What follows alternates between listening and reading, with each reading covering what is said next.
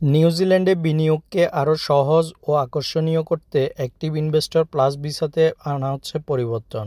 1 April 2025 থেকে এই পরিবর্তনগুলো কার্যকর হবে।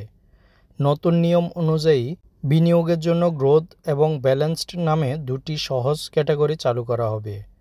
গ্রোথ ক্যাটাগরিতে কমপক্ষে 5 মিলিয়ন নিউজিল্যান্ড ডলার এবং ব্যালেন্সড ক্যাটাগরিতে 10 মিলিয়ন নিউজিল্যান্ড ডলার বিনিয়োগ করতে হবে।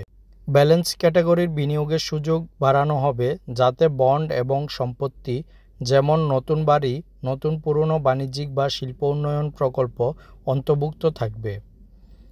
যারা আরও সক্রিয়ভাবে বিনিয়োগ করবেন তাদের জন্য অভিবাসনের শর্ত আরও কিছুটা সহজ করা হবে, যেমন নিউজিল্যান্ডে থাকার সময় কমিয়ে দেওয়া হবে।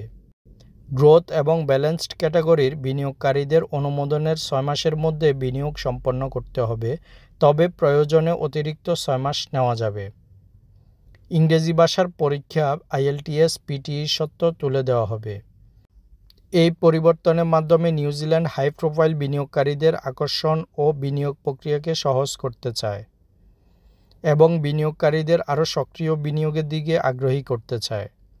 নতুন নীতিমালা বিনিয়োগকারী ও ব্যবসায়ীদের মতামতের ভিত্তিতে তৈরি করা হয়েছে। এতে বিনিয়োগের ঝুঁকি কমবে এবং নতুন বিনিয়োগকারীরা আরও আগ্রহী হবেন। একই সঙ্গে তারা নিউজিল্যান্ডের বিনিয়োগের পরিবেশ সম্পর্কে জানার সুযোগ পাবেন এবং ভবিষ্যতে আরও বড় বিনিয়োগের সিদ্ধান্ত নিতে আত্মবিশ্বাসী হবেন।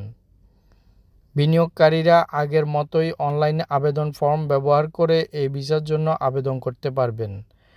ফর্মটি নতুন নিয়ম অনুযায়ী ইমিগ্রেশন নিউজিল্যান্ডের ওয়েবসাইটে আপডেট করা হবে।